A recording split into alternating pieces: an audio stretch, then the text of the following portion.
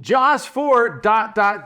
This time it's terrible. That's right, we're talking about Jaws 4 The Revenge, the very bad follow-up to a masterpiece. Right after this, roll the song.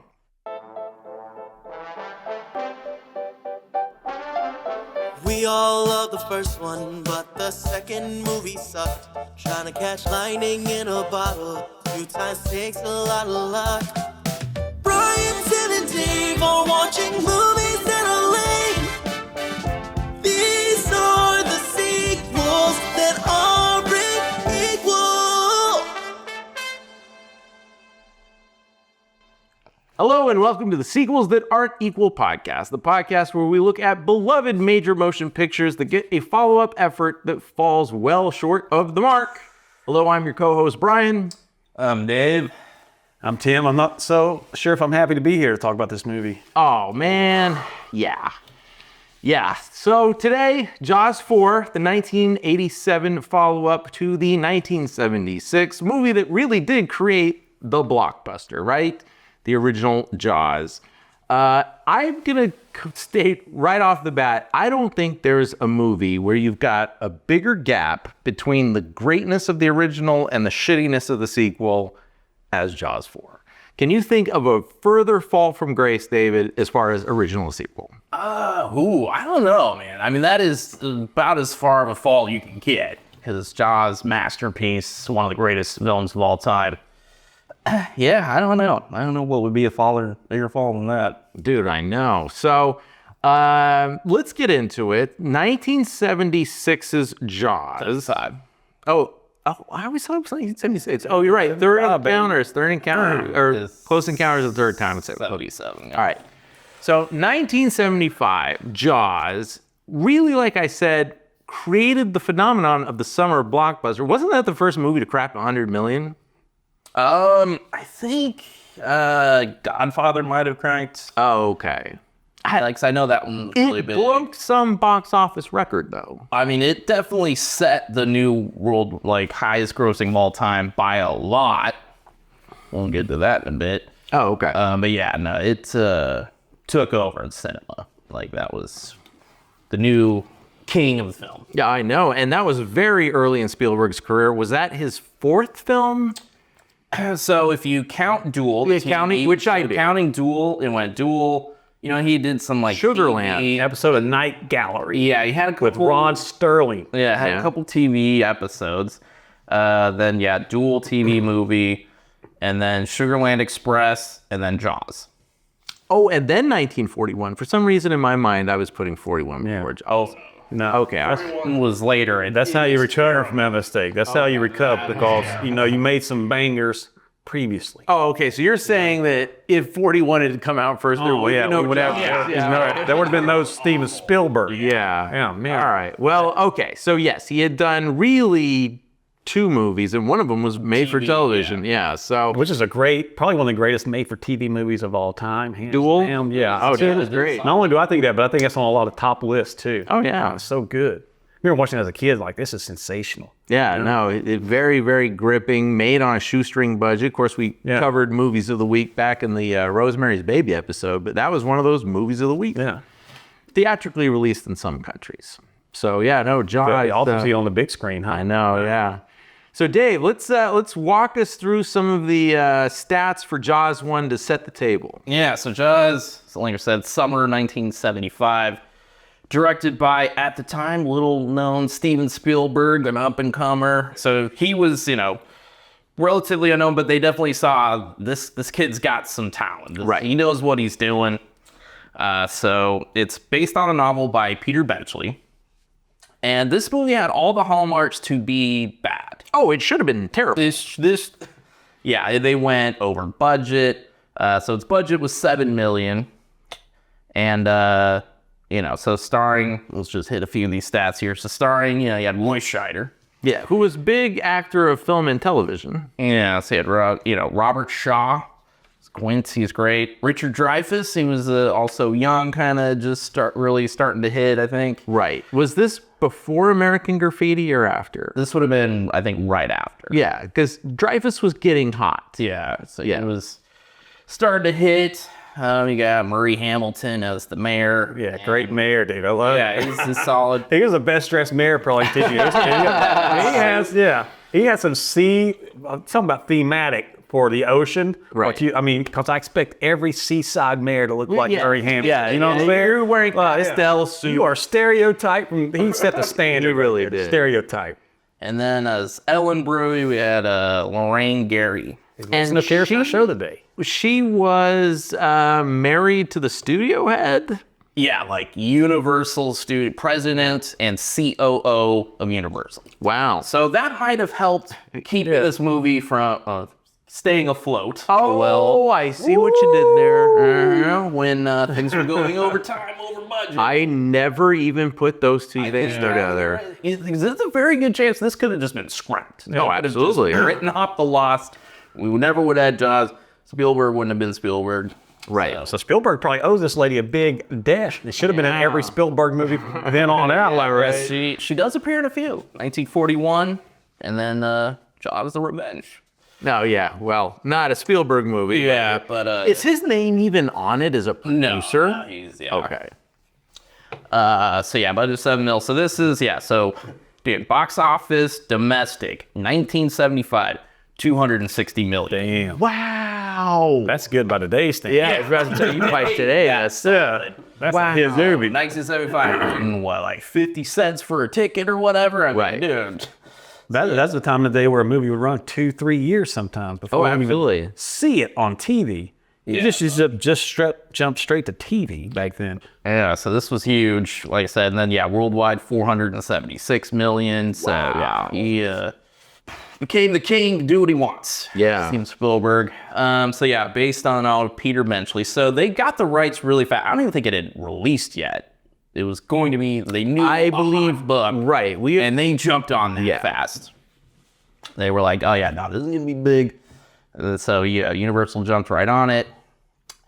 And then, as we were saying, could have been, should have been maybe terrible. Because like I said, they struggled with production over time, over budget. Every night they were reworking the script. Yeah. And then the next morning, all right, here's your new pages. Yeah, it's really different from the book. The movie and the book. I was about to bring up the book. Have you read the book? I tried. I don't even know if I made it halfway through.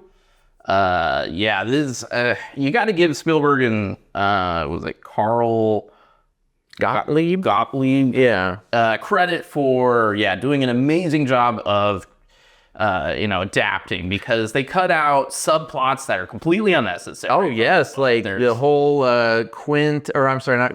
Hooper affair with Brody's wife. Yeah, so that we don't need.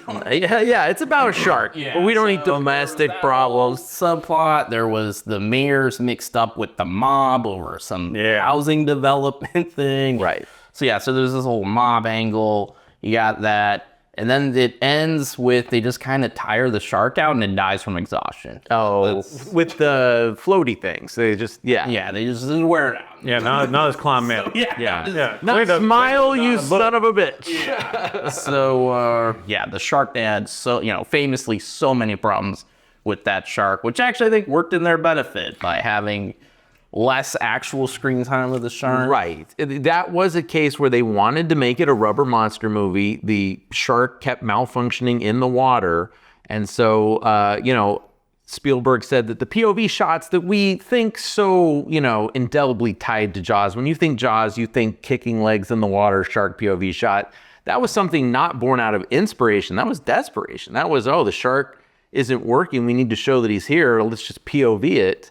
And I mean, that's become part of the cinematic language ever since. So one of these is a genius. Yeah. That's why he's successful. Because, dude, I mean, first off, we got to say John Williams. Okay, we brought that up in a recent episode. We got to start putting that guy in the same breath as Beethoven, Mozart. Right. Make us some bangers, dude. Well, and responsible for Spielberg's career, because John Williams really gives Spielberg that emotional underpinning that he needs. Oh, yeah. What's funny is when he first played the theme for Spielberg, it was just on a piano, and he's like, all right, so this is what I got. And it was just, do, do, do, do. Spielberg's like, what? Like, I had never heard that. and then, it's now one of the most iconic scores and gets parodied all the time. You know exactly. You know, just You hear those two notes, you get the joke if it's used in a meme or whatever. Yeah. yeah. So I mean, this could have been really bad. Could have been a B movie, terrible. It's a masterpiece, one of the greatest, in my opinion, one of the greatest films ever made. And still does not feel dated at all. I showed it to my teenage daughters like a year ago, and they really enjoyed it. Yeah. Still greatest shark movie ever made. Will never get topped. Okay, Greatest. so there's a lot of shark movies out there and fighting various, robo octopuses and dinosaurs and all kinds of stuff. But of all the shark movies that isn't Jaws 1, what's your favorite shark movie? It's probably Deep Blue Sea. You stole mine. Yeah. And probably 47 meters down. It's actually really good. You stole both of mine. Really good. Shallows with Blake Lively. Oh, that was really good too. Yeah, I forgot about that. I like that one. That's a really good one. There's an Australian one, The Reef. That's actually I remember that one too. You're missing a lot I've forgotten about. Yeah, there's just so many crap. Yeah, they're mostly garbage. They're mostly pretty. Mostly garbage. But there's one that's called Santa Jaws. It's everything horrible you think about a B movie, but not even a B movie. Oh, Z. Like, these are... Santa Jaws. You just saw the shark side of the moon or something. Yeah, there's Sharktopus. Yes, Octopus. I've seen that. That's great. There's hilarious. and of course Cocaine Shark with Cocaine Bear being recent. They've already shot and released Cocaine Shark. Oh, wow. That's more believable. It looks like it was made for $5,000, and that's only because the camera cost $3,000. It is really horrible production value. But yeah, all of these shark movies we're talking about, they all owe their existence to Jaws. Oh, yeah. And then it also spawned a lot of Piranha probably being one of the bigger ones. But yeah, then it was just... Yeah, crocodile, I think, or alligator rather. There's a 1980 one, yeah. Yeah. I actually thought people actually flushed gators down the toilet, which they did, but that was a great premise to start out with. Yeah, then we end up with like Lake Placid and all the, So yeah, Lake Placid is good too. some gator stuff. And the most recent that I can think of being Crawl, which is excellent. Yeah. Yeah, and of course with Jaws being such a success, Universal's going to want to go back to that well, so they start developing their own Jaws follow-ups. Yeah, so, one of the things we do talk about is, should a sequel get made? Is the movie sequelable? It's not. No, this is definitely a one-off premise. It's, hey, a shark has swum into your waters, it won't leave, it's attacking people, what do? You kill the shark, roll credits. I mean, yeah, it is a total one and done. Yeah, especially because one of the things they made a big deal of, that this was the great white that is never coming to this area, so that's why they were like, oh, that could never happen. And so then the movie becomes the highest grossing film of all time. It gets dethroned a couple years later with Star Wars, but still remains in the top 5 for many years. When you make that much money, of course, studios gonna be like, well, we've got to make another one, whether it's feasible or not.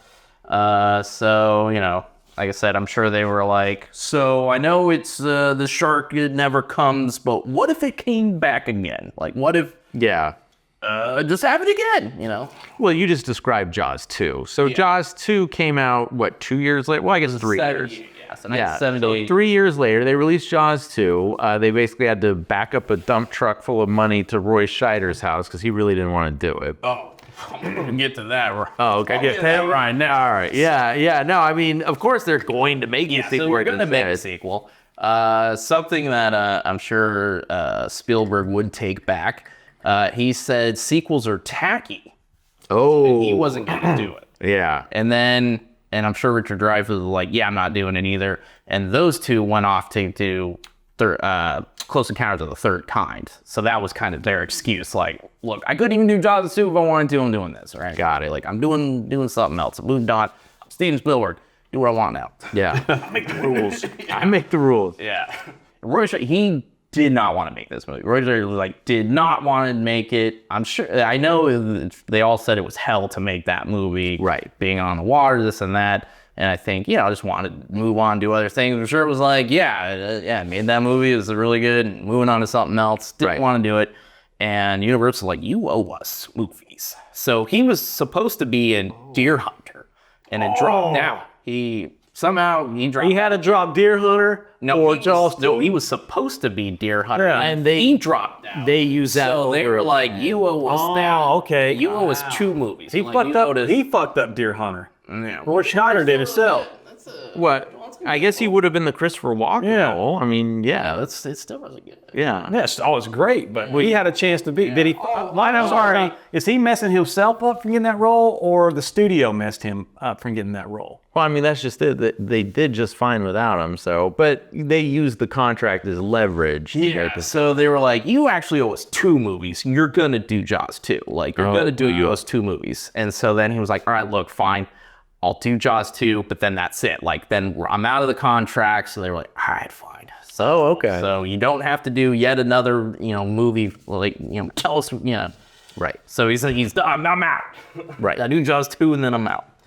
So he does it, and like I said, it's okay. It's okay. It's so yeah, they got directed by Juno Schwartz, and he's the only other movie he really did was Supergirl. Oh, which we've mentioned on this podcast before. But lots of TV. Like Okay. he's a big TV guy. And like I said, they got, Roy Scheider, you got Lorraine Gary, she's back. And they got the mayor. Somehow the mayor gets reelected? Because they say it takes place 4 years later. So one more term. One more term. Oh, Eric, that bicentennial in this pit is so hard. Everyone made so much money on the bicentennial. Right. Because, 75, 76 was our 200th anniversary. You're right. So everybody forgot about the shark. Everyone forgot about the shark. We're large on the bicentennial. Nice. Well, he was able to pull it out. A stunning upset. Yeah, so you got Murray Hamilton back as the mayor. Like I said, yeah, it's okay. So budget was 20 mil, box office 81 mil, domestic. Ooh. So, I mean, a good hit, but quite a step down. But still, and worldwide was 187 million. Oh, wow, yeah. So, I mean, it's still, amazing money. Right. So then once again, probably another rail of cocaine, and like, all right, guys, let's make a third. These things keep getting money. Let's keep, and I'm sure they're like, look, I don't know what else to do. So this is where things get wild. Yeah. This is where things get wild. Yeah, we'll discuss the Jaws 3 that didn't happen because we both heard about it on a recent podcast. Yeah. So this was something I remember I'd heard about, but I thought it was more water cooler pitch talk. I didn't realize how far along this actually came. Like, we almost got National Lampoon's Jaws 3 People Zero. Dude, that'd be awesome. Yeah. So yeah, I guess the National Lampoon's guys shared an office down the hall from Universal Studios. Guys, so just kind of run it into each other. Yeah, so National Lampoon, I don't know if did you read the magazine? Because it was kind of like Mad. Yeah, I knew about it, but I was more of a Mad crack guy. Yeah. So I was more, Mad, but it was similar. Did it also have illustration, or was it just stories? Because I know it was like kind of a raunchier, because Mad's more like, kids. Teenage boys. Yeah. Whereas I think National Lampoon was more probably like the high school, college. I can say I've never seen the magazine. I always associated that with movies, National Lampoon's Presents, whatever. Yeah, me too. Yeah. So I didn't even know it was one of those magazines because it wasn't on the newsstand at 7-Eleven next to the other two. Cracked and Mad, yeah. Yeah. And so in 1978, so Jaws 2 comes out in 1978. 1978, there's a huge hit for actually National Lampoon, Animal House. So that comes out in 78, and it grossed 120 mil domestic. That's amazing. So that's really, really good. Yeah. So that puts them on and that was with Universal. So they're, people are talking. And so Maddie Simmons is the head of National Lampoon, pitches an idea to David Brown and Richard Zanuck, who's the chief producer. Zanuck Brown, Jaws. Brought us Jaws. It's like, all right, yeah, so we want to do a National Lampoon's Jaws movie, and it's going to be where they're making a Jaws movie, and, wacky antics happen. And they loved that idea. Right. It sounds amazing. You think it's a It was fake gonna shark be, the whole time? Yeah, well, it was going to be meta, exactly. Yeah. So they think they're making a shark movie, except a real shark swims onto the set and starts eating them one by one. I mean, that is kind of a brilliant premise. You know, and yeah, they were in talks. So yeah, I didn't realize we had a script written, and it was written by the head writer at National Lampoon's. John Hughes. Yep, John Hughes. So we had a John A John Hughes shark movie. And they even had a director attached. Hughes. Yeah, so they got Joe Dante. Oh, okay, dude, that would have been, yeah.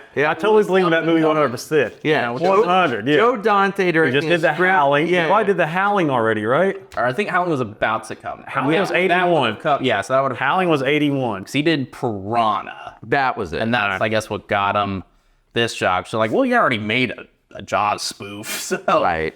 why don't you make the official one? Yeah, no, they even had already started construction on the sharks and everything. Like, this was a go picture. What are you talking about? And they Yes. they even had a poster. I don't know if I Googled the poster. Yeah. So it's you have a classic Jaws coming out of the water, head, and but he's got sunglasses on and a cigar. That sounds like the most 80s thing ever. Yeah, and the artwork is that Animal House style. I don't know that artist, but there was a lot of that had that kind of cartoony look. Right. So it was that look, and it's all the crazy antics happening. I know one of the disputes that happened was I think Universal was getting cold feet about making an R-rated Jaws, and they wanted to keep it PG. Yeah, I had to double check. Jaws was rated PG because in my mind it was always R-rated. There's a very graphic scene of Quint getting eaten slowly while bleeding and screaming. in Bush. Yeah, so I just always thought that was R-rated. That was PG. Yeah. Wait, those were other times. So PG-13 didn't exist yet. Right. But I'm surprised they didn't just then make it R. Yeah, so R-rated. So that's yeah. That was before really the boomers took over his parents. They were still kind of like, early 20s. Yeah. Yeah. So, Yeah. So then once boomers took over his parents, it was game over. Yeah, just go outside and play. days on play. Days at a time. I'm going to take a value and lay down. What friend's house you staying at? Okay. And I'd read one of the things that possibly killed it. I'm sure I'd read that Spielberg heard that they were going to do this and make it and was like, absolutely not. Right. Now, he didn't have any rights over Jaws or anything, but he's, obviously such a powerhouse at Universal that he was just like, no, this is Right. You're not going to, If you make that movie, I'm taking E.T. down to Warner Brothers. So I'm sure that's what probably officially killed it, I'm sure. Right. Although, at least, this movie, Jaws 3 People Zero, getting killed off, did pave the way for a sequel that I love and I personally would say does not qualify for this show. I mean, yeah, it's not equal to Jaws 1, but I'm talking about Jaws 3D. I love Jaws 3, the one that we got. I mean, this one sounds amazing. I wish what you just described was Jaws 4 instead of the movie we're going to talk about in a minute. But I do love the Jaws 3 that was originally released. Oh yeah, so yeah, I'm sure they were then kind of trying to figure out, all right, well, what do we do? Because like I said, the last two were in Amity, so I think they wanted to, how do we do the same thing but different? Right, yeah. And so then eventually became SeaWorld. Which is wild that it is SeaWorld. Like, how do you convince corporate to be like, hey, let's make a movie where we're at your park called SeaWorld and sharks eat the tourists? Yeah. And they went for it. Yeah, it's one of those things where it'd been a really long time since I watched 3, and I was trying to remember, because I know it was filmed at SeaWorld, but I couldn't remember if it was portrayed as SeaWorld. I was like, was it a generic? I'd forgotten if it was just a generic, like in National Lampoon Vacation, it's Wally World, and because they can't do Disneyland, so they do Wally World. Right. So I thought, oh, maybe it was something like that, but no, it is SeaWorld. Their logo, they say SeaWorld. You see in person in a Shamu, it was SeaWorld. So I'm like, man, these are different times. Maybe they were like, hey, any publicity is good publicity. Park numbers maybe weren't the best at that time. I don't know. I always thought like a great TV series. I was getting ready to bring this up. Yeah. Like how a great political espionage kind of movie maybe almost since we've had a lot of stuff like that come up in the news recently, like how did Murray win re-election? Like, cause he's bailing out, maybe he did have mob connections, Oh, you're saying do it as a political thriller, and then the sharks. Yeah, you never ever see Jaws. Jaws is a thing in the past. Oh, we got attacked by a shark. You know what I'm saying? Then bicentennial comes up, and the people forget when things are going well. Oh, the economy's great. We're living good. That shark seemed like 10 years ago. Yeah, sure, I'll reelect the guy. Forget about the shark. I think that, hey, if anybody's listening, I think that's a good. Is that a bad pitch for the show? I think they should have done a gripping courtroom drama like Kramer versus Jaws. Yeah, one of the ideas for a sequel that had failed during this time was, where Amity is now kind of a ghost town, like it's real shuttered and closed. And then, there's some new development comes to build, and I think it was playing more into using that mayor as oh my God, a political issue. Yeah, where he's kind of trying to cover up what's happened in Amity to get this company in or whatnot, and then of course a shark shows up again, of course. So that was one of the failed ideas for a sequel before we got to SeaWorld. Yeah, SeaWorld, which, okay, admittedly, it is cheesy, but it's just, I love the premise of Killer Shark at SeaWorld. It's beautiful. I saw it when I was really young, so I think that's probably why I have such an affinity for it, right? The nostalgia on top of it, but just, the imagery of the people going through the underwater tunnels and then they get sealed in there and then the sharks like circling around and stuff. Like, it is cheesy, but it's entertaining. Like, you're never bored. So it is, like I said, a good movie in that respect. Certainly not equal to the original, but, a sequel that's definitely watchable. And they honestly should have quit while they were ahead. Yeah. And I think it's, better than the second movie. Right. And do you know what the final box office was? So budget was 20 mil, domestic box office 45 mil, 87 mil worldwide. So, it still made money. It's definitely, you're getting a diminish on returns. Yeah, it sounds like you're getting halved almost every time. But still, make all money.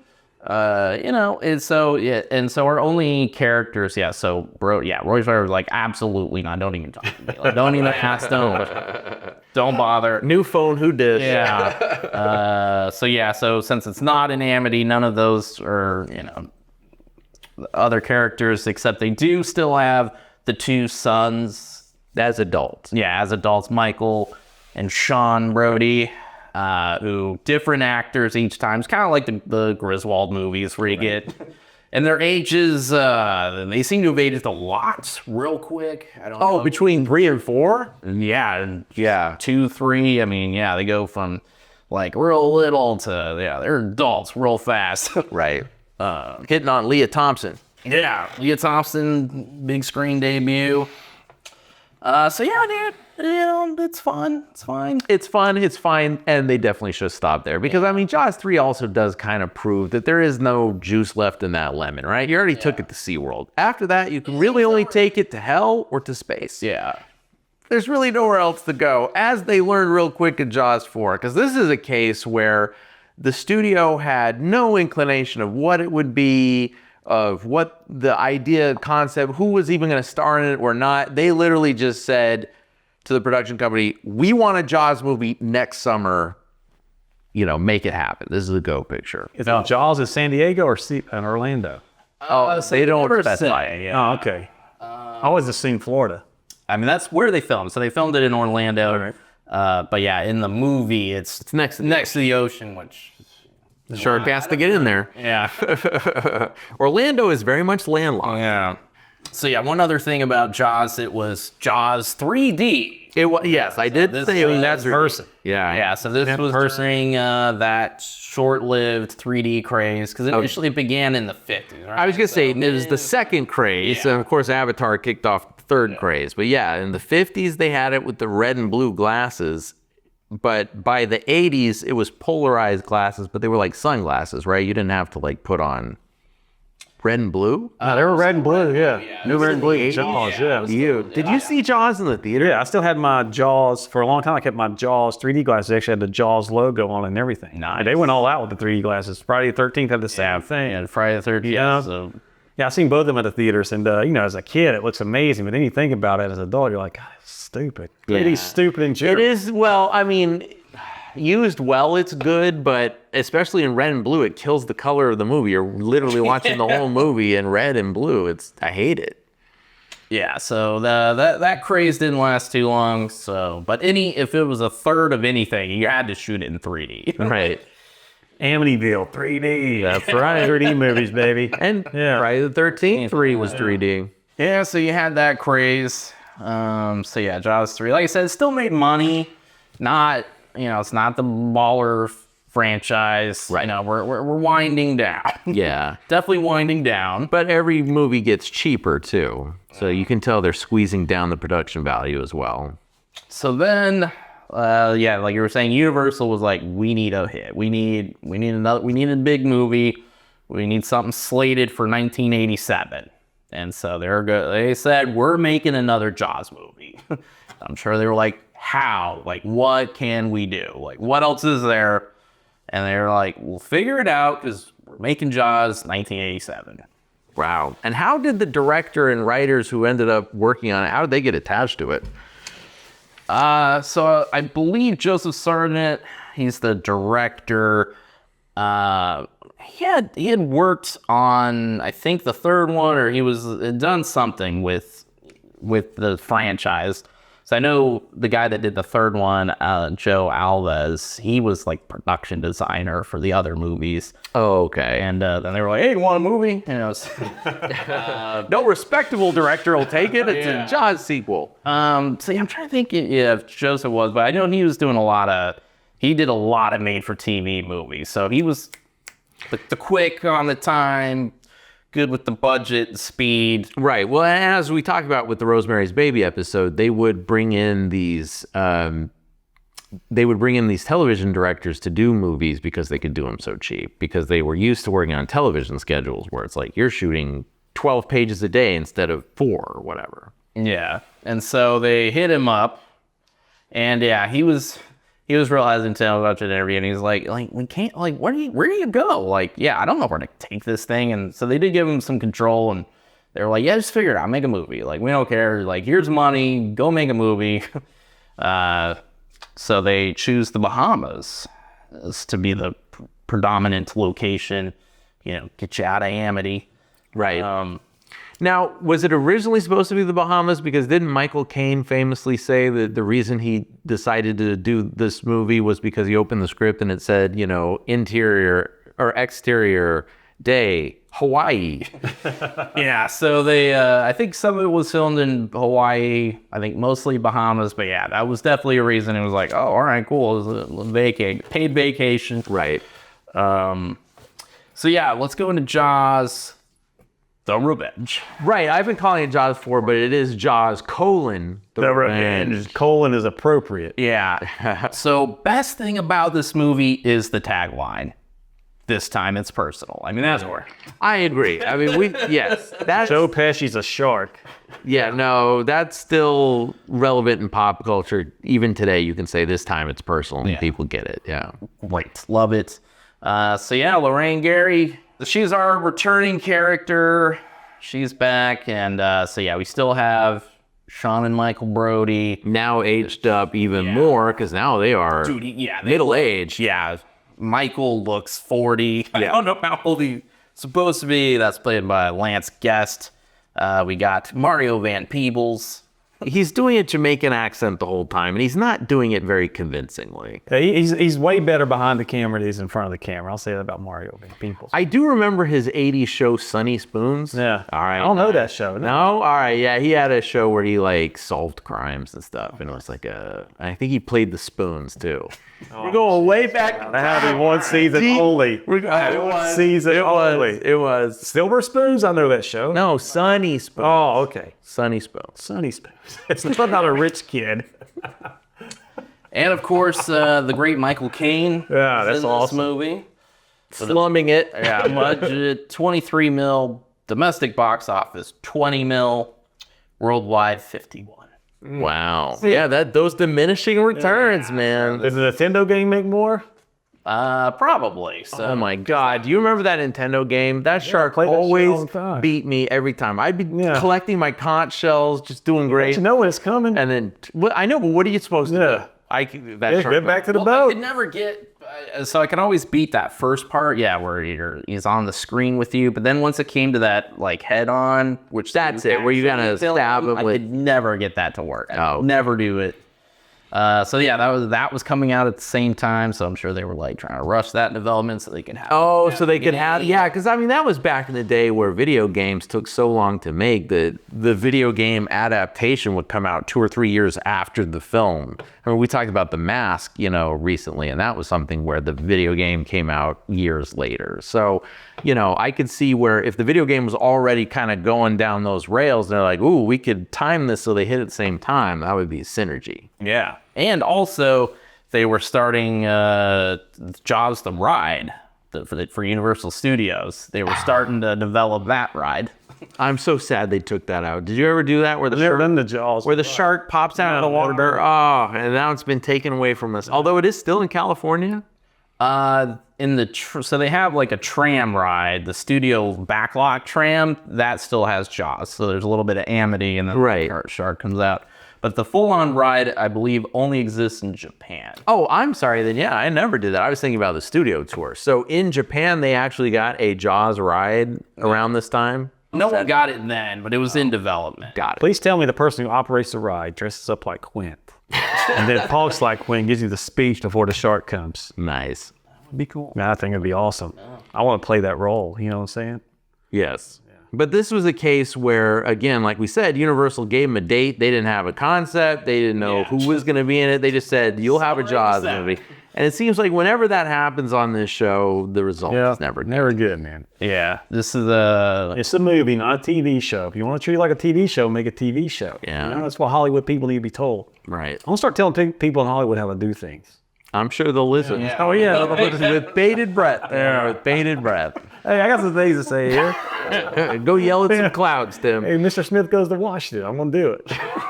All right. So this has a great Michael Caine quote about Jaws, The Revenge. He says, "I have never seen it. By all accounts, it is terrible. However, I have seen the house that it built, and it's terrific."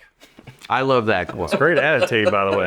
Yeah, I read in an interview that he was actually referring to a house he bought for his mom. He bought one for dear old mom, and he got paid, what was it, $1 million for 2 weeks' work? It was a little over, I think 1.5 mil for, less than 2 weeks, maybe 10 shooting days, if that. Yeah, 10 shooting days in the Bahamas, walking away with over $1 million. He did okay. Yeah. Although, sadly, he was not able to attend the Oscars, and he won. He won an Oscar. Oh, Him right. and her sisters. So he won, or he wasn't able to be at the Oscar ceremony because he was in the Bahamas shooting Jaws. Yeah. So he's like, hey, I won an Oscar, a nice little vacation, made some money. So for him, he's like, yeah, it was good. It was, good. I wonder how they explain it on the TV, like coming to us live from the Bahamas, shooting Jaws 4, The Revenge on an Oscar show. That's got. They probably gave him an opportunity, like, hey, man, we could say, what movie you're shooting, why you can't be here. It's like, nah. Nah, just let it go, fam. Yeah. Because the goals look like slumming hard, guys. Damn, Michael Caine, that'd be the quickest drop off in cinema history. Handing her sisters Oscars to Jaws 4, The Revenge. That's a drop off. Did that hurt his career at all? I don't know. Oh, no. He's all in. One thing I respect about Michael Caine is, he's like, it's a job. It's a paycheck, you're going to pay me? All right, I'll do it. Like, I feel like in today's world, we judge actors and actresses by what they do or I can't believe they were in that project or whatever. Yeah, we don't do that to accountants. How could he file that tax return? He's totally slumming it. Yeah, so it's like, I respect that. He's just like, it's a job. Yeah, they paid me my rate and I showed up. I'll do that for X amount of money they gave it to me. Yeah, he wasn't precious about it. And you could tell he was having fun in the movie. I mean, he really is one of the few bright spots of Jaws 4 is Michael Caine's great. Now, I want to get into the first draft of the script. Oh, wow. Yeah, I hadn't even heard about the development of this. So the first draft, which then also the novelization drew a lot from that.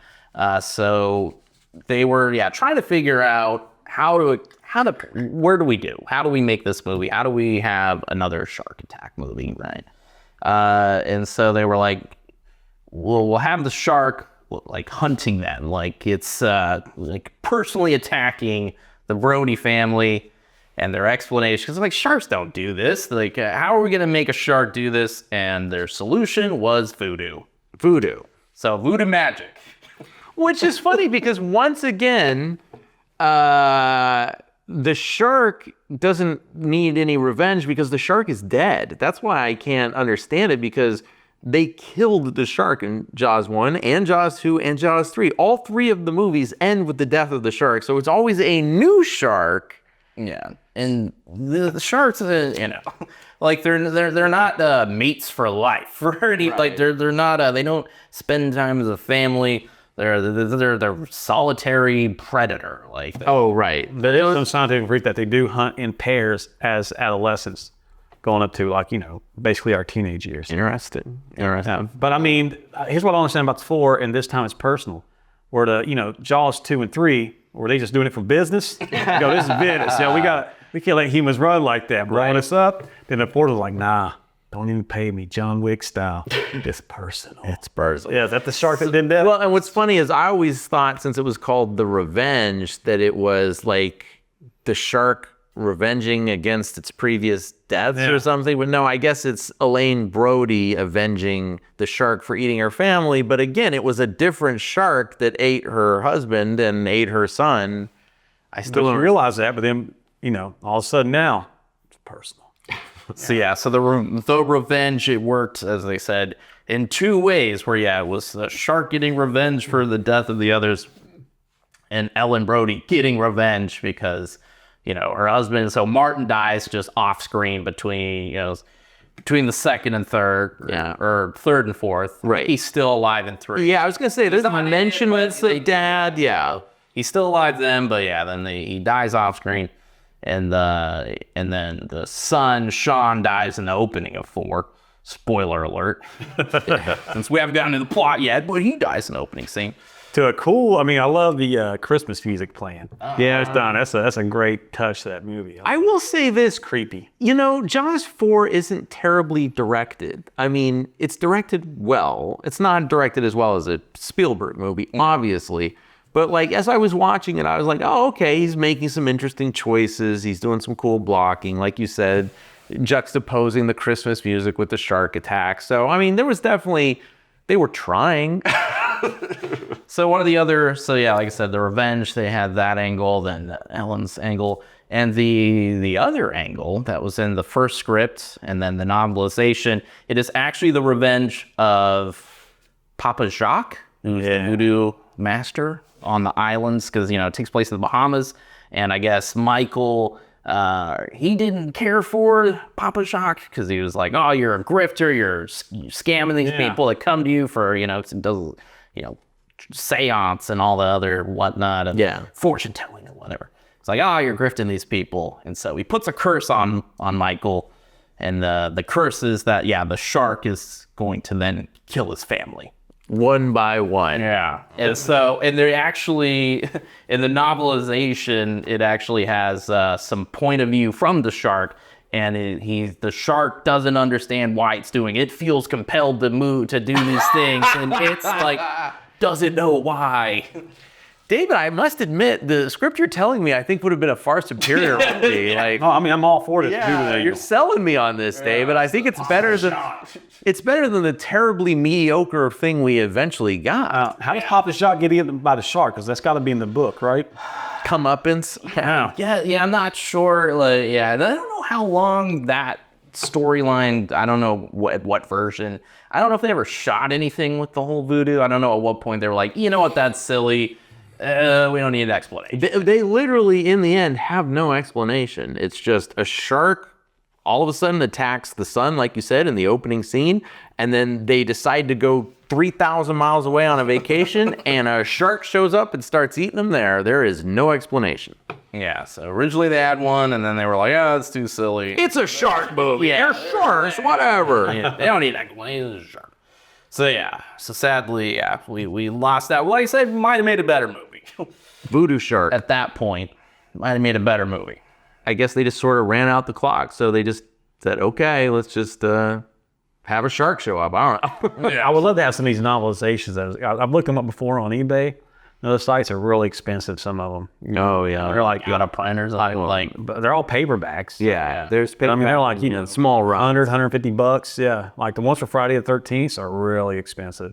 Nightmare on Elm Street, yeah, all of those had novelizations. And there's actually one, I think it's Friday the 13th, part 5, where it's got a whole subplot of Jason's dad coming back and, awakening Jason and all that. I could be wrong, but I know Jason's dad does make an appearance in the New Beginning novelization. So Right. a lot of cool stuff like that. Yeah. I gotta admit, I kind of want to buy the novelization for this on eBay before this episode is released, so I can read the whole voodoo shark plot. We should all go in 3 ways and, take turns reading it. Then we can resell it. Be good, Yeah, Parmesan. Yeah. Anything else you want to touch on before getting into the plot? Okay. So as far as like the first time I ever saw it, believe it or not, I saw this in the theaters. It's one of my earlier theater memories because I would have been 10 when this came out. And I remember even not liking it as a 10-year-old, but the shark attack moments did kind of stick with me. They affected me. But yeah, I remember mom and dad leaving the theater being like, that wasn't very good. Yeah, all right. So take a drink, clear. because now Dave's going to walk us through the plot, such as it is, because there's not much to Jaws 4. Yeah, so opening scene, best scene of the movie maybe? I actually really like the opening scene. Okay, I will say this. So this movie does kick off with a bang. Yeah, I do enjoy the intro, yeah. So the opening scene, we're in Amity.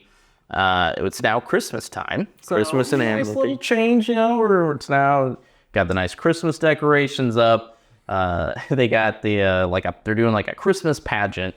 Right. And they're singing, and it has one of my favorite lines, "Where the hell's the wise men?"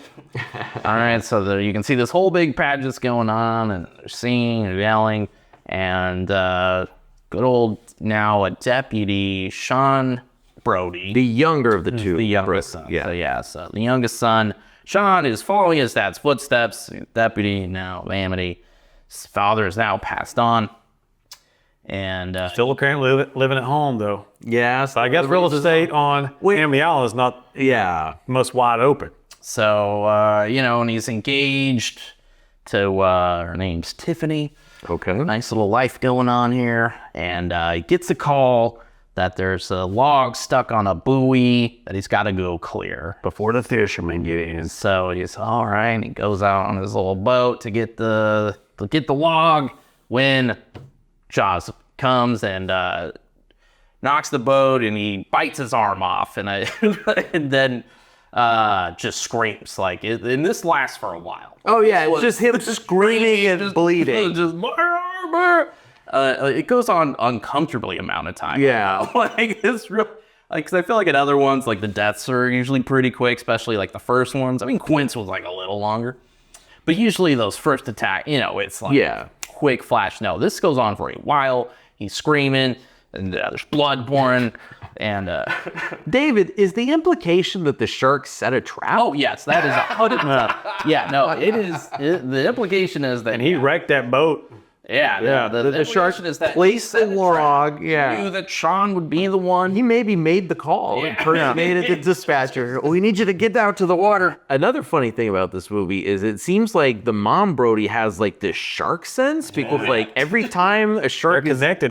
every time the shark is attacking someone, she's like, Because that's part of her blood. I feel a disturbance of the force. Yeah. As if millions of voices cried out and were suddenly silent. Yeah, she's in the middle of the party. Yeah. What a great playoff scene. This isn't his death the first time we see the shark sense where she something has happened to my son. Yeah, Sean died. Yeah, then he's in the water swimming with this one arm, and that goes on for a while. It's a long death. It's a very long death. A lot of screaming and bleeding. Screaming, and then so finally, shark gets sinks his boat, and then there's an ominous shot of the log as it just kind of drifts in, and it was his plan worked. Yes. So that's how we open. It's great. I enjoy the intro.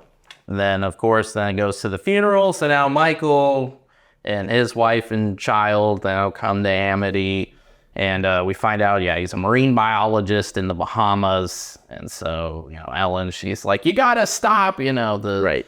You can't do that. The shark will get, Yeah. you're crazy. Well, he even said that he chose the Bahamas because sharks don't go out. Like, It's warm. Yeah, there's not going to be any sharks there. And so, yeah, we have the funeral and all this. And, it's Christmas time. So then Michael's like, Mom, why don't you come with us for Christmas? And she doesn't want to go because now how she's not living in Nebraska after everything that's happened, I don't know. yeah, dead center of the country. But she's still living on the ocean. And one thing I hate, and I forget if it's in this scene or in the opening where she's like on the phone or something.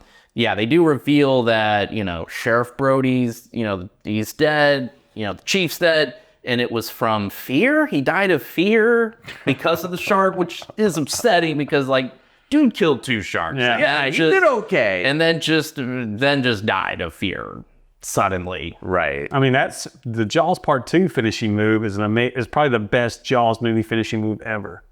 Put the power line up to his mouth. right.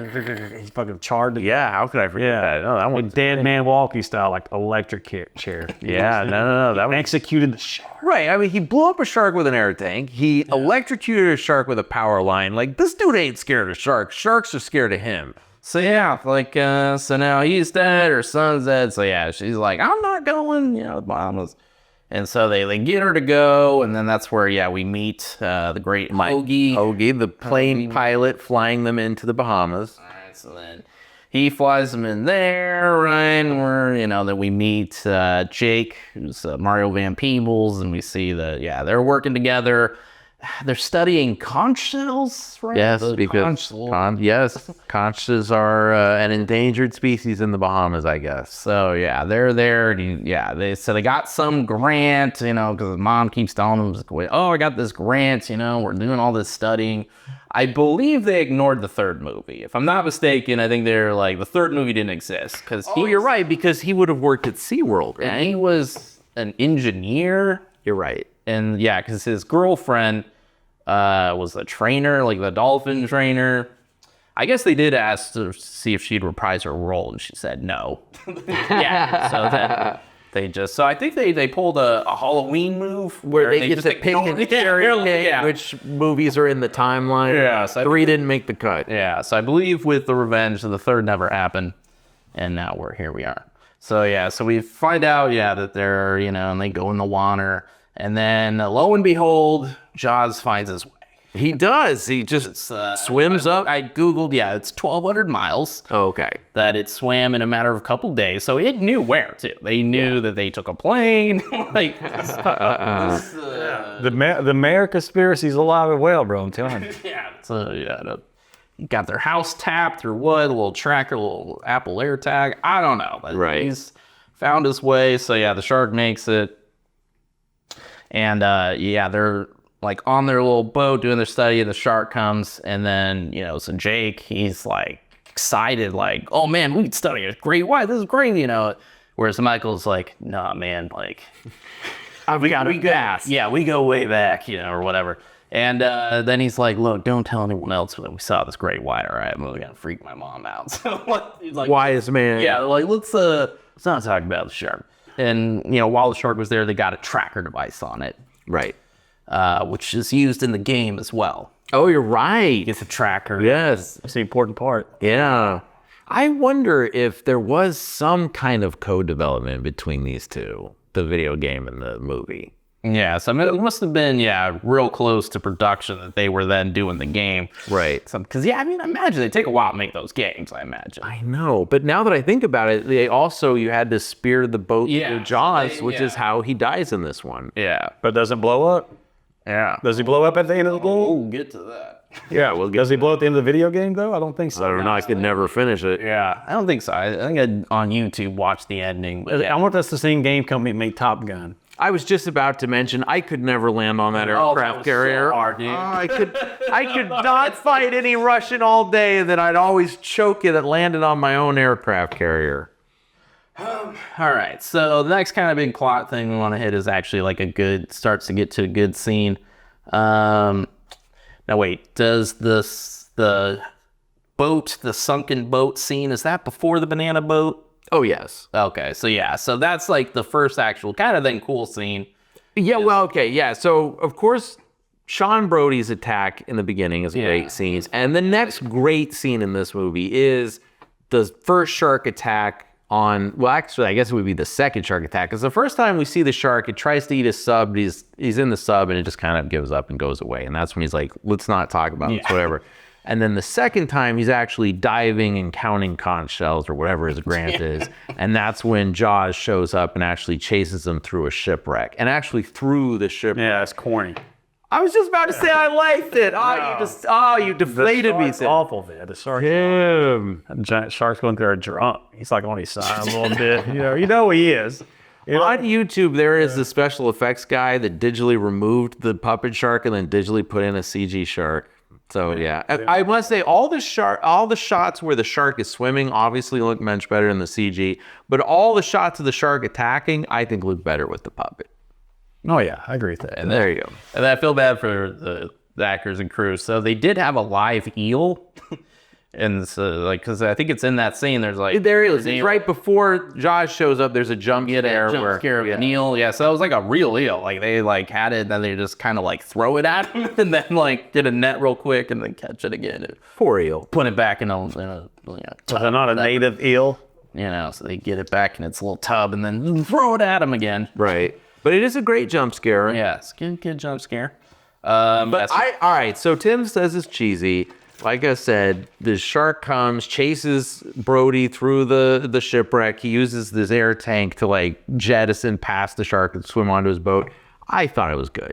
The shark was better, would have been better. The fact that shark that big can fit through the shipwreck is okay. Well, this shark is obviously not supposed to be as big as the original shark, but Brody survives the shipwreck. He uses his air tank and gets to the surface faster than the shark can, so he does survive at least. Yeah, so that was a fun scene. Sure. Unfortunately, that's the last good one. Yeah. There's this movie. Oh no, the third shark attack. Yeah, so the three shark attacks are the only good scenes in this movie. So Michael's wife is an artist sculptor, and she gets commissioned by the town to make a sculpture. The city of the Bahamas. Sculpture. So they're doing an unveiling. Or the country. No. So I just went on a cruise. Yeah. Nassau is the city, and that's actually the city where this was shot. Okay. And the Bahamas is the country. Okay. I wasn't sure which one was which, so yes. So Nassauians? How would you say? Well, just Bahamians. Bahamians. Yes, so. Bahamians. Yeah. Right. So you mean to tell me, because he's like, all this stature, was this our culture, our people, our land? White woman from Martha's Vineyard. Let's say it, hey. That's problematic. Let's be honest. Wow, I didn't even think of that. They should have just erected a statue of Christopher Columbus. Yeah, 100%. It was the 80s, Yeah, how'd you guys get here again? Oh my! You should have said. Oh my! It's awful. I mean, people got a gripe about that kind of stuff. You know what I'm saying? Right. 100%. It should have been a black person from the Bahamas to. Or just anybody from the Bahamas, as a matter of fact. Just not some woman from North. Right, whose husband is there because he's going to the university on a grant. So, like, they don't even really live there. Yeah. Never lived, but maybe lived there for 2 years at the most. Right. That's funny. Long enough to know hoagie. And let's be honest, her sculpture doesn't look very good. Remind me of the Dietz lady from Beetlejuice, her sculptures. Maybe the same art designer did those, right? Yeah. It also looks like a hazard. It looks very sharp. Like if you're running through there drunk, you're going to get stabbed up. It looks like it'd be hot in the sun, I know. But it was during that scene where they're unveiling the new sculpture that the third shark attack happens. And this one is the best one of those. This one is gory. It feels kind of more Jaws 1. Yeah. And then we get a great, the spidey sense, shark sense of, Ellen Brody, she's there. Right. And, a shark is nearby. Yeah. I could feel the shark. Yeah. So then she feels the disturbance. Aquaman. And then you cut to, now we see a bunch of people playing around in the water. And there's, this inner tube banana boat. and it's got her granddaughter. Right, Brody's young daughter. But that's that mom of her friend, you know what I'm saying? Yeah, so there's So like that little girl her- is her mother with that shark attack. Let's be Which is funny because no one brings the mom up. Yeah, so Yeah, it's the daughter, the daughter's friend, and the daughter's friend's mom. now. She stuck her leg out. Kicked that shark away. That's Right. got her leg. Yeah. I mean, that's a moment that needs to be acknowledged. This poor lady. You know, they just like, oh, fuck her. You know? Right, so they're on the banana boat, they're driving around, the shark just comes up and for some reason attacks the mother in the front of the boat and not like the little kids, and especially the Brody girl. Maybe she wasn't sure, who's the Brody here? Are you the wife? Yeah. And just bites this poor lady's leg right off. It's very bloody. Yeah, it's very and the shark looks really, it looks good. You know, I like that moment. Oh yeah, I mean, it's like seems to be hanging out for a while. Right. Gets her. Well, I did that. Yeah. But what's funny is everyone started screaming the little girl's name. And even afterwards on the phone when she's talking, she's like, oh my God, my granddaughter was attacked by a shark. It's like, well, your granddaughter was on the banana boat, but the lady got attacked by the shark. God saving your daughter. Yeah. How about a little acknowledgement? No one ever brought up the mother again. It's just, oh, our poor daughter. R.I.P. She was very next to a shark. We need to have a podcast on people that did get their, just deserves respects in movies. That like probably gonna be in the top 3. She took one for the team. She took Nobody even gave her a shout out when he finally killed the shark. No. Like, yo, this is for Joyce. This is for Joyce. They're worried about Mario Van Peebles, who should be bitten in half. Probably 3 pieces. Oh, well, you're getting ahead again. Yeah. This is for Joyce. That's for Oh, it looks like a Joyce. She did look like a Joyce. So yeah, unfortunately, no justice for Joyce. She just, got dispatched unceremoniously. We're near the end. So This movie is not long. no, Isn't it? an hour and a half. Yeah, like a tight 90. Tight, real tight. Yeah, the other ones are like a little 2 hours, a little over 2. Probably could use one more shark attack. I will say that. I would agree with that because those are the best scenes in the movie. And I mean, that's why we paid our ticket, right? We want to see sharks eating people. So it has 3 shark attacks. They're all good. They're certainly all the highlights of the film. It's just everything that happens in between is the problem. It's very, as you can see, we're already getting to the end. There's not a lot of meat on the bone. It's just, there's these people. They shouldn't get in the water. They keep getting in the water and the shark keeps eating them. So we're getting to the end. Yeah. And so this is the moment where Ellen Brody has had enough of the shark. So This is where the revenge comes into. She only can say a word. No, it's So she takes a boat and she just goes after him. right, which is funny. It's like, how are you gonna find them? She just A, how are you gonna find the shark? And B, what are you gonna do with it when you find it? It's in the water and you're on a boat up above. I mean, he can wait you out. I don't know what her game plan was. At least Patrice Kiddo had a game plan. She went out there like Kill Bill for that shark. Right. Without no game plan whatsoever. Yeah, we didn't have any kind of montage of her with weapons or whatever. Right. That would have been amazing. Loading a gun and this, that, and the other. And it's about, like, that'd have been cool. I'd have been like, all right, fine. But yeah, no, she just like takes the boat and goes out. I'm gonna go find that shark. Yeah, it's his person. So then Michael, Jake, and Hoagie are like, oh, we're she took off on the boat. So then they get in the plane and they're trying to find her and they find her. And then, they land the plane on the water so they can get to the boat. And of course, Josh shows up, destroys the boat. Destroys the plane. They come in a plane, which, as I was watching them, it's not a seaplane, people. So when we say he lands the plane in the water, he lands the plane in the water. It's not Near a boat. And that plane is actually there to this day, because I said we went on the cruise and we went snorkeling off the waters of Nassau, and Mia, my daughter, saw it. I didn't see it, but she went down there and they said, oh yeah, the plane from Jaws is down there. And Nice. apparently is there to this day. That's awesome. Yeah, that shark has taken down, different sharks have taken down big boats, the orca. Orca. That's taken down helicopters. Do you remember the helicopter in Jaws 2? We didn't talk about that, but that's a great scene. Great scene. Because the whole It time took down SeaWorld. And boom. It took down. Yeah. It took down the whole theme park. Yeah, that's the best one. He took out a theme park. Yeah, he took out The guy took out a plane. Like, it's not exactly a helicopter. Hurricanes don't even take out No. theme parks in Orlando, people. The shark They'll keep did. them open. But yeah, so they land the plane, and then Jaws just eats the plane, and I was like, wow, you just ruined a plane. And now what are you gonna do? Now you're on the boat with Brody, and how are you? I guess were they just there to sort of talk some sense into her to come back to land? I guess, yeah, I don't know, because now you're stuck there with the shark.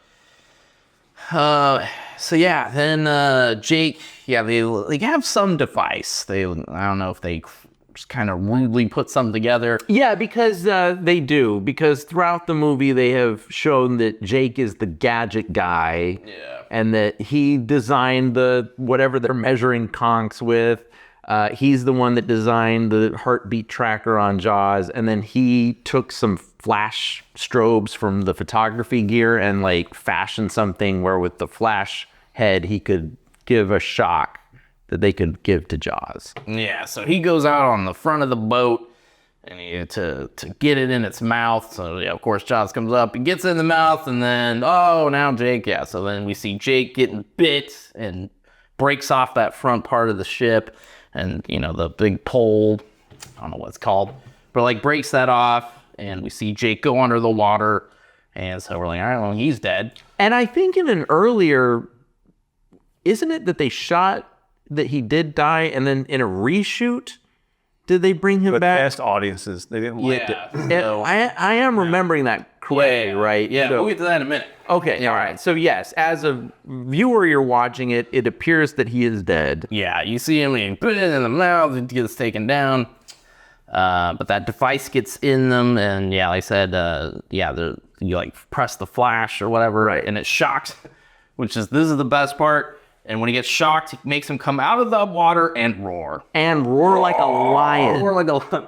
And what's funny is the sound designer apparently was like, "What? No, this is ridiculous. Like, no, like they don't." And they're like, "No, like make it roar." And he like wouldn't do it. He's like, "No, the Sharks don't roar. Yeah. They're like, what do you Stand on my principles. So yeah, he was standing by, not gonna do it. I'm making him a stand. And so they got audio from a Tom and Jerry cartoon. And that's where the roar of the shark came from.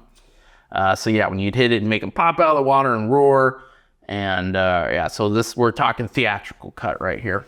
Yeah. So then, Brody, we see some flashbacks of Okay, so we see flashbacks from the first movie as Sheriff Brody is killing the shark with the tank in the mouth. But like, are those his memories? Because he wasn't there when his father did that. Yeah, there's a few of those moments, and it's that sepia tone. Right. To show that this is a clip from a Jaws movie. Yeah, so we see, where he shoots the tank, which she wasn't there, and no one else was there. So yeah, it wouldn't be a memory they would have. Right. I mean, I guess it probably told them, but And then even earlier, there was they like kind of recreated that one scene where they're like mimicking. Oh yeah. It was not, but it was Michael. But in the first one, it's Sean. Oh, so that it was was funny. like I not didn't even catch the same that. song. Yeah. But that would sound like he made that up. If he's like told your family, like I was on the thing of the ship sinking, the last words I said was "smile, you son of a." I hear pinpoint accuracy. It went that way. That. It wasn't that the shark just gave up and swam away like a real shark would do. I said that great whiner like I said it. I said it. You didn't really And then do that. everybody clapped. So yeah, they're sitting there having these memories of Sheriff Brody killing the shark from the first movie, even though none of those were there for that. And then that's what inspires them to kill it, or I guess this is sort of showing you the parallels between the two deaths. I guess, or this is showing, now she's going to be the one to do it. And so she steers the ship with the, it's got the broken front out, and, Michael hits the button, the shark, Jaws is roaring out of the water, and she steers the boat right into him. Ursula the Sea Witch style. Yeah, just stabs it and kills the shark, and it looks real bad. Okay, it looks bad, and it looks even worse in its original cut, because on YouTube, you can Google or put in the YouTube Jaws the Revenge original shark death, and they have footage of it where it literally looks like a puppet and a toy boat, and they do this. They just put the toy boat into the puppet. It looks really bad. Yeah, so I get stabbed, and then it just breaks off and just sinks into the water. And that's the theatrical. That's theatrical cut. And then they're like, "Oh, guess we're yay, and roll credits. Or well, then they do have a shot where we then see Hoagie flying her back. Okay. Roll credits. So that's the theatrical. So theatrical, I think they said 5 days later, they were like, we're going to shoot a new ending. So in Europe, and the DVD got the new one. Because I guess the audience felt that it wasn't big enough. So they decided, okay, so now, so I watched this on Peacock. I don't know how you watched Jaws the Revenge. I rented it on Amazon. Yeah, me too. Okay. On Vudu. Okay. So that probably did have the one where it explodes. It exploded. Yeah. So that's the international / DVD from henceforth. It is now, this is the ending. Right. That other ending never happened. Yeah. Never happened. And it's a real bad edit job. Like, oh, yeah. I stopped and rewound a couple times. I was like, wait, what? How did, and so it's just this really bad edit. Going from like her, the shark, to point, hit, like it doesn't make sense. And then all of a sudden he explodes. And there's no reason why that shark should explode. There's explosive ball. Yeah, no, it got stabbed. It got stabbed. It got stabbed, and it explodes. And they literally just reused the same footage from the first movie of the body just floating down. It's the same as the first movie. They just reused that. Wow. Because I guess, audiences weren't like impressed enough at the death. They're, I guess, left. Let's just make it explode. I need to see a body. So, yeah. I wouldn't have a cooler scene to see it slowly die, trying to get away from the mass of the boat. Just down, because, sharks always got to be moving and breathe. And, just can't move anymore. Just finally dies out. But you kind of draw it out. Just have like Ellen Brody just staring at it the whole time with some like goggles underwater. Yeah, that's the problem. As soon as you put on the goggles, you look silly. Yeah. And it's personal. And that's where they add in Mario Van Peebles surviving. Yes, dude. he survives. There's no way to survive. Should be in 3 pieces. Yeah. Clearly. Think about how much money they must have spent to reshoot an ending while it was in theaters. Yeah. Like, we're gonna go back and we're actually gonna reshoot this. I guess it's kind of like when that Cats movie came out and they're like, oh, the special effects look terrible, and they like re-rendered out the cat effects and then put it back out in theaters. Oh, yeah, that's right. It didn't work. But not the butthole edition, right? That came later. Wait, what? Butthole edition. Yeah, I think but I haven't seen Cats, but I heard there's a butthole in it. Yeah, like Whose buttholes in Cats? By the way, this needs to stay in the show. Yeah, no, you see their buttholes in it. Like, cats, you can see their buttholes. I hope it's not James Gordon. Yeah, I was about to say, but like Taylor Swift's butthole? I think James like anytime nice. the tail's up, you got a butthole. And then they re-registered that out. But They had to go in there and digitally paint out a bunch of buttholes. yeah. That's amazing. Sucks. I want the butthole edition. Yeah, so Cats. Release the butthole cut. So that was the whole thing. Dude, we just started moving. Release the butthole cut. There was a hashtag. It was a thing. Oh my god. There was a release the butthole. Oh, man. That's amazing. And this is nothing to do whatsoever with Jaws the Revenge, but other than they put it back out when it was already in theaters. So yeah, that is. So had Mario Van Peebles swimming out like my edition, the McNut cut. You got the shark dying slowly on the bottom with the ship mast. And then that's when Mario Peebles Swims out of its mouth, perfectly intact, and just swims out. Oh, thank God. I bet you mine. You like kept like pulling apart the gill or whatever. Bet you mine. Show Miss Brody.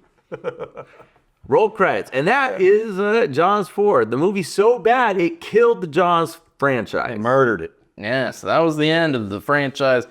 I mean, I'm kind of shocked that they haven't tried to reboot. Or you don't hear anybody saying, hey, can you make another Jaws movie? Okay, but Jaws, says that. or I should say shark movies are incredibly popular, and both as real shark movies, like we just mentioned, The Reef and 47 Meters Down. Like, there's people who try to make like serious shark movies, and then of course there is a ton of the cheesy shark movies, but both are very popular. I flew on a plane just this week, and when I came into the cabin, and this is Orlando to Washington, D.C., so not a coastal flight to one of like a beach town, and there was shark stuff everywhere. And I had to ask the stewardess, I'm like, what's with the sharks? She's like, it's Shark Week. Shark Week. It's a holiday. I was like, oh, okay. So, I mean, sharks are more popular now than ever. I am shocked that Universal Studios is not trying to do a serious Jaws reboot. Yeah, I don't know if is there a list of movies that like can't be done, or is it like, well, once Spielberg's dead, he'll fight. I don't know, because I know, isn't Robert Zemeckis from Back to the Future? It's like, as long as he's alive, there won't be a reboot or something. Oh, got it. It's a stage play. It's Right. a slippery slope. It's a slippery slope. slippery slope. Yeah, maybe we can try it out on Broadway. We can workshop it, you know, and maybe Jaws the musical works. Oh, there is Wait, a what? Jaws-related play. Are you serious? Well, it's a making of, where it's, I think, in London right now, and it takes place on the boat, and it's the three principal actors and Steven Spielberg, and it's the making of Jaws.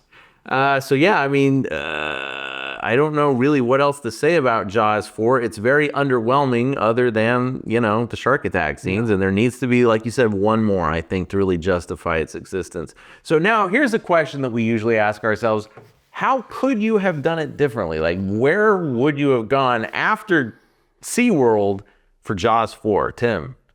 I mean, I never would have made a Jaws 2 or 3. And I think it's, I mean, I understand you have to for money reasons, but kind of first was like top 3 movies ever made.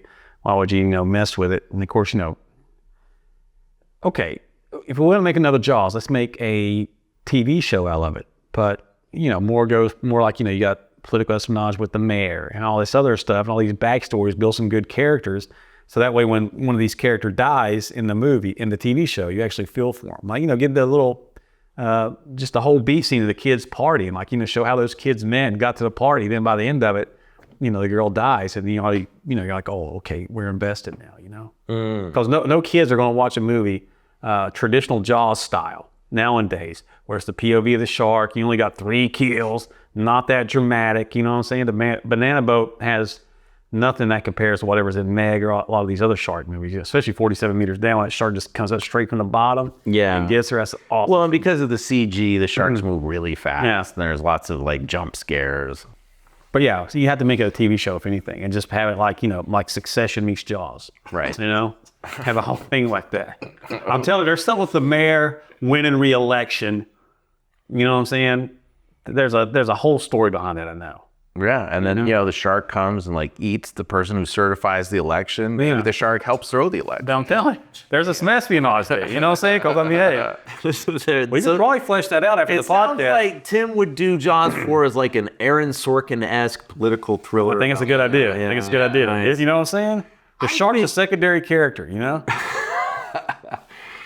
Kind of like a zombie in a zombie movie. It's not really about the zombies. Exactly. It's not really about the shark, but the shark is there killing people. You know what I'm saying? It's a big deal. Yeah. On Murray getting reelected, he said this wouldn't happen again, you son of a bitch. We're going to do everything to take you out of power. Murray's holding on, because he's got the old city behind him. They got the new city with the new development guys coming in, I think in order to really make it like, make any kind of sense, you sort of do it where like, a Jaws is attacking some small town, not Amity, and, they need to call in shark experts. And it turns out that Brody's kid had like spent his whole life chasing sharks. You know how there's like tornado chasers, like in Twister, like he's a shark chaser.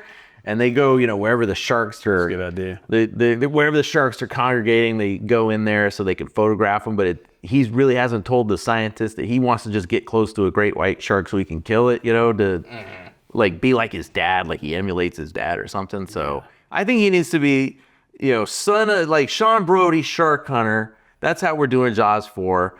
And, they're calling him up, Brody, I heard your dad dispatched 2 sharks. You're our man, and then. Or the grandson. So just like they hired Quint to kill Jaws, they hire Brody to like track down some shark that's like attacking some other town. And that's the connection. I don't know. That's the only way I A see boat named the Quint. the Quint.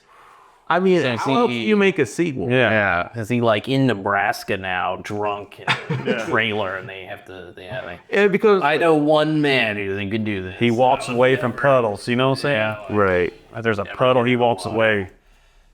As the car drives up, he doesn't even know who he is. He's like, get back in that car, drive away. Yeah. Of course, we just described. Shark tooth. And he knows what he wants to do. Oh no, it begins again. You just described Extraction too. Yeah. Nice. You know, and then there's just a cool montage. Of him in a swimming pool, like getting back in shape. I gotta get back in fighting shape. Him doing last will be great. But he's so scared of the pool even. You know what I'm saying? He's like dipping his toe in it and taking it back out. Every time he closes his eyes in the pool or in the shower, he hasn't taken a shower in years. Every time he closes his eyes, No, he showers, but he hasn't taken a bath. So it starts with him like being like, "Nah, today I'm taking the bath." Yeah, that's like the first step of the montage. I'm telling you, there's something there. I don't know. I mean, do you have any other ideas of where else this could go? So circling back to Jaws 3 People's Hero, I think they tried to do this way too early. I think after the second movie, because the second movie's still a legitimate movie. It's by Roy Scheider. It's, you know, obviously, yeah, it's okay, but it's still legitimate. Like, so I feel like that would kill a franchise, because you can't parody it and then the next one be serious again. No, once we've arrived at parody, that kills it. So that would have killed it then. I mean, it probably should have. But the third one's fun, you know, SeaWorld. So if you know what, let the fourth one happen. It's bad, but whatever, it happens. And then in the mid-90s, it's ironic and cool. Because the parody really did kind of make a comeback in the 90s. Scream. You know, like, because even early 90s, you had the Naked Gun movies. Oh, you're right. I didn't even think about those. Hot Shots Part 2. Right. And you had, there was, how drinking, was it?